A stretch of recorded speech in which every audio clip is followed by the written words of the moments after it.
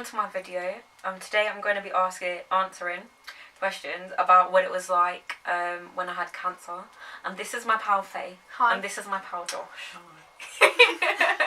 I'm very sorry if I get a bit emotional, but it's an emotional subject to talk about. So when was it when, you got told? I got diagnosed on 6th August 2014. But it all kind of started on the 28th of July 2014, and then I spent like a full week in the hospital trying to get test results. What was wrong with you, if you know what I mean? Well, it started a long time before I got diagnosed. Like, even from like year 6, I was walking really badly. I had like a bit of a limp, so when I tried to walk straight, I could feel like something grinding in my bones. So what I did was, I started walking with a limp, but I ended up getting bullied for like 3 years because of how I walked. That's so horrible. I know, until I got diagnosed. And I got quite bullied for how I was walking because like, I didn't really have an explanation for it. Wasn't it because of the tree trunk? Basically I was walking in the woods one day and I fell over, and ever since then I started limping. So I kind of used that as an explanation as to why I was limping. I didn't realise that it would be something more serious, so obviously I just thought because I'd fallen over that's why I was limping. But then it was like, I was limping for like a year and it didn't go away. Yeah, because even when you started school you were limping. Yeah, when I started year 7 I was limping. And I was limping in like year 6 as well. And even from like year 4 I was having problems like running, like doing normal stuff that kids do. So it was a problem for quite a while before I actually fell over. So basically I had a cancer called Ewings Sarcoma, which is quite rare, but it's mostly common in teenagers. And 1 out of 3 people that do get diagnosed with it is girls, so it was definitely more rare for me to get it than normal people. And also because it took quite a while for me to get diagnosed, it spread to my lungs. So I had quite a few tumours in my lungs too. I remember I was the first person that you told. Were you scared about telling me? Like, why did you want to tell me? I told you first because like, we weren't like best friends at the time, but we were close, and I felt like I didn't want to tell someone that I was really close with in case they had like a mental breakdown or something, but I told you because I feel like you would be more understanding than most people. You messaged me on Instagram and it was like old DM. Yeah. And it was a picture of Ben and Jerry's and you were like, I need to tell you something, and I remember sitting in my living room crying that day. It was a mess. It was awful. What like treatment did you have to go through when you were diagnosed with it? I had 14 rounds of chemotherapy. So I had 7 before I had surgery, which was the more intense one. So basically, before you have the surgery, they give you more intense chemotherapy so it shrinks your tumours so they can cut it out. Then I had my surgery, which was like, I had to get my bone, my left thigh bone, like cut out and put metal in it. And the ball joint of my hip, I got that replaced too, because it was just too dangerous to have in my body because of the cancer cells. And then they test that when it's out and it said that my cancer was 100% dead. Then after my surgery I had 7 more rounds of chemo, which was less intense, but I got really ill with that. And then after that I had to have radiotherapy for my lungs as well. So how long did it, like the process last of you having all that done? It was like 16 to 18 months I think. So that's like 1.5 to 2 years-ish. Yeah. And you were only like 12? Yeah, 12. That's so young. I know. So obviously, like, you had to come into school, like, if, like, obviously chemo, like, it gets rid of your hair. Like, yeah. Was you, like, worried to come into school? I was actually really worried to come into school because I was bullied, like, most of my childhood. Like, one for my weight, and then I got bullied for how I was walking too, so I was like, I don't know what to do. And most of the kids at our school, they're not very understanding, because we were quite young. People wouldn't have experienced stuff like that before. So coming into school was like quite hard for me. Like, I wasn't allowed to walk, so I was in a wheelchair for one, and then I had no hair, no eyebrows, no nothing. I didn't know how to do makeup at the time because I was quite young, so, but like, it was just hard, like, waking up and knowing that I had to go to school. Like, I had a couple mental breakdowns when my parents told me I had to go to school. I was like, I can't do that. But then, like, everything I was going through made me a stronger person. So I was just like, in the end, I was like, do you know what? I'm strong enough to do this. Like, no one can judge me for this because I can't. It couldn't have been helped. It couldn't have been changed. So that's what kind of got me through going to school. Yeah, if anything, people would admire you more. But now look at your hair. I know. Yeah, your hair's lovely. No dead ends or anything. I know. I got it cut like 2 weeks ago. How did you feel when you found out? Like, obviously you had it, so. Even though like I was quite young, I've always been quite a strong person, and I have quite a big family, and I have step parents and like step siblings and stuff. So when they all found out, they were all a wreck, and at the time I felt like I had to be the strong one. So for a while it didn't affect me. I like phased out of it. I tried to kind of act like it wasn't happening because it was affecting everyone else around me, so I was trying to act strong for them. And I'm quite good at like seeing it from other people's perspective. So I was thinking about like, I was looking at my mum and looking what she was going through, and I was just like, imagine being told your child only has like 23% chance of survival. So that's kind of what kept me strong, because I was like, no matter what I'm going through in my own head, it's worse watching someone that you gave life to maybe getting that taken away from them. Especially when she was pregnant as well, and all the hormones that must have been rushing through that whole time. It was just stressful for her, so I tried to like keep it together, and especially for my younger brothers as well, because they didn't really understand it. Yeah, Spencer found it quite hard, didn't he? Yeah, he really did. Do you know what stage it got to? They basically told me that because it took a long time for me to be diagnosed, that I was very close to being terminally ill, and that if it had been a couple more months they wouldn't have been able to help me. And my parents, they wanted to like postpone my treatment to try and enter me into chemotherapy trials, because there was trials going on that could like preserve your ovaries and stuff to make sure that chemotherapy didn't affect you and your fertility. So my parents were trying to get me entered in those, but the doctors told my parents like they couldn't delay it any longer, because if I hadn't been diagnosed, within 6 months to a year I would have died. So I had to get on with my treatment quite quickly. So it was a big shock. Yeah. When did you find out like you were cancer free, and like how long has it been? So I found out, my first all clear I ever got was August the 21st of 2015. So I just recently went past my 2 years all clear. And my remission from cancer takes 5 years. So when I turn 18, will be my 5th year of being all clear. So I have to have checkups every 3 months just to keep an eye on everything. My first ever all clear, I had a party a couple of months afterwards with all my family to celebrate like everything, overcoming it, because of how young I was and how little chance I had. It was quite a big thing to be strong enough to overcome that as just a child as well. And most of my family, they thought it was pretty much a miracle, because none of the doctors believed that I was going to survive.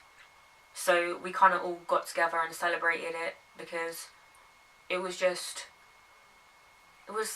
it wasn't a shock because they all knew I was like a fighter, but it was just a fact that I overcame everything everyone had been telling them, and that's what they like wanted to celebrate.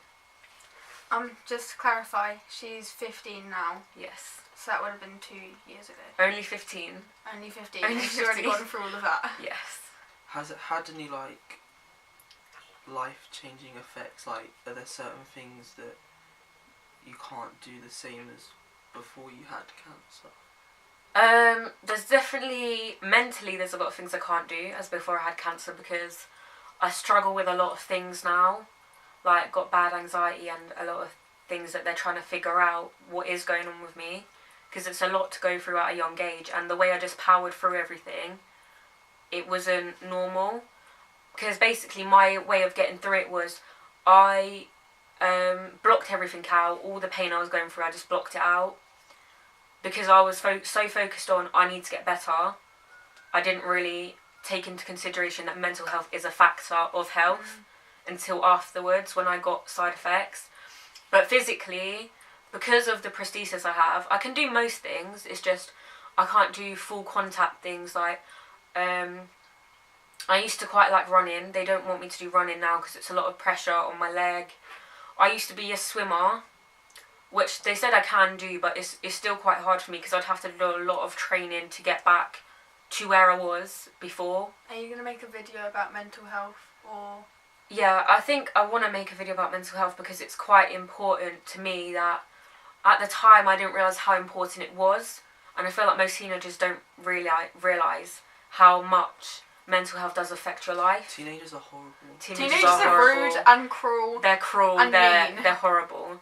And I just feel like there's a lot of people out there suffering with mental health issues and it's not really acknowledged, especially in young people. Yes, definitely. So I feel like I want to make a video about it just to like raise awareness that it is okay to be going through things, and just because something isn't physical, it doesn't mean it's not happening. Yeah, that is a big part of it. Yeah. Can we talk about Ray Ray Trust? Oh yeah. Yes. So you have a charity that you made. Yes. And like, you do loads of like events and stuff. Yeah. Don't you, like raising money for it. I have a charity called Ray Ray's Trust. Link in Go the bio. check it out. Link in the bio. And it's been around for like 2 years now. It's quite a small charity because we're trying to raise awareness for it, but like there is so many charities out there. Yeah. But I feel like because I've gone through it myself, I can offer a lot of a different perspective to most charities. And my charity is basically for children who have gone through misdiagnosis or delayed diagnosis like I did. I just want to help people really because I feel like I overcame it for a reason. Even all the statistics said that I wouldn't. And I feel like there's a reason why I overcame it when other people didn't. So I feel like I want to make the most of the chance that I've been given, and I want to help other people. It's so brave. Like, I actually can't Yeah. like think about, because obviously like, I've had my cousin who had like brain cancer, but yeah, I can't imagine it. I wouldn't be able to think of it. Like, especially like you got told like the survival rate wasn't high, Yeah. but you still like. That would have knocked me down completely and just You made me want to give up. And like you've come back, like look at you. Yeah. Bomb. I try my best. No, but like, there is a lot of different factors that actually got me through it, because I think if those things didn't happen to get me through everything that happened, I wouldn't have been able to do it alone. And I feel like the people in my life really helped me as well. So the main question I usually get asked is like, what got you through it, especially at a young age?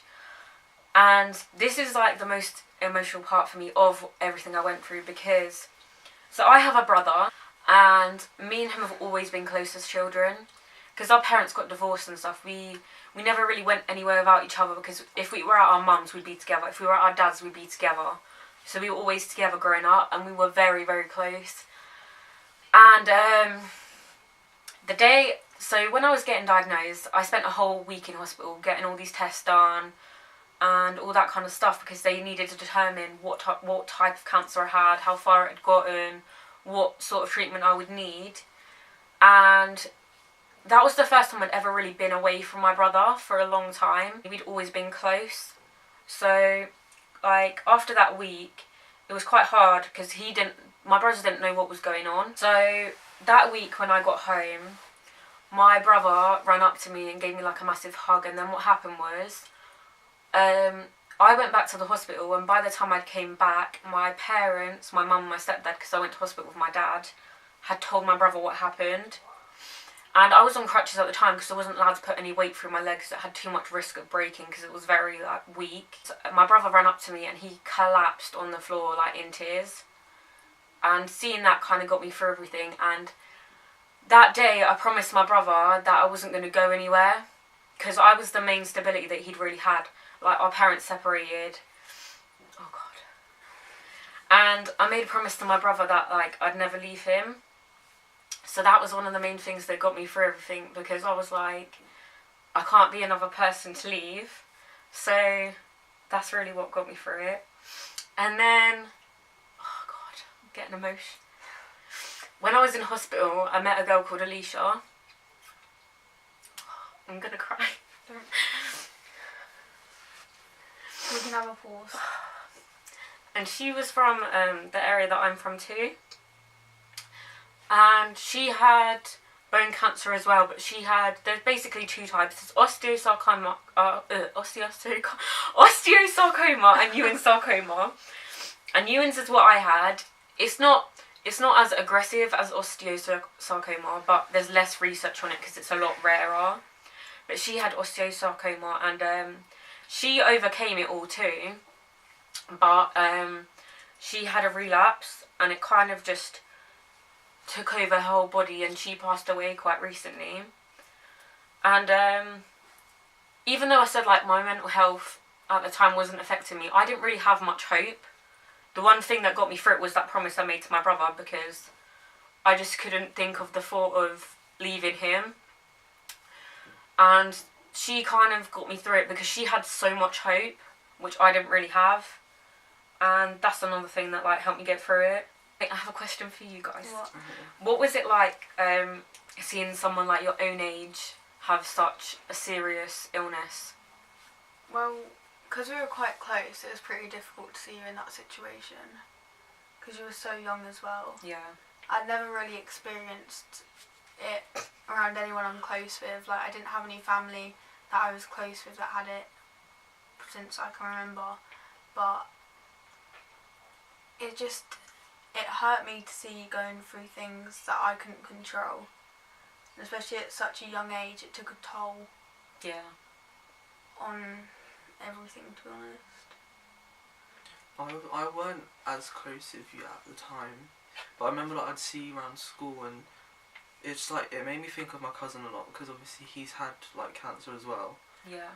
But it's like, I don't know, it just felt weird, like that something like that exists. I can't explain it. It's horrible. I don't even know. It was really horrible, but like, yeah, I don't know.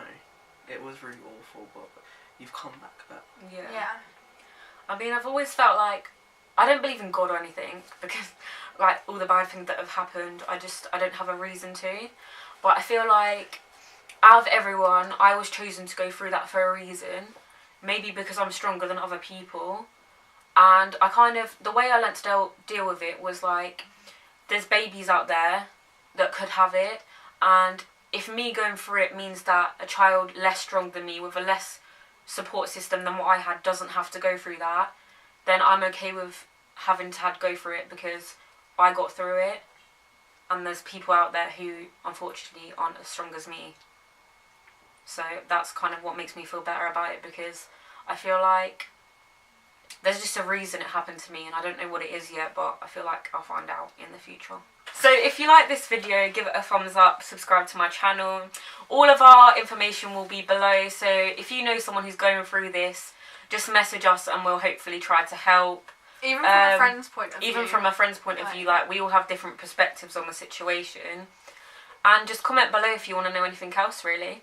Thank you. And subscribe.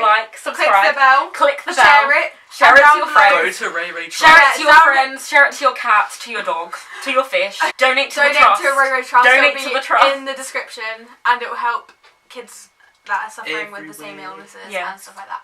So raise awareness, guys. Yeah, raise awareness. Bye. Bye. Like, This link in the fly's description. pissing me off. So Of your- comments below. Oh my god. I need to.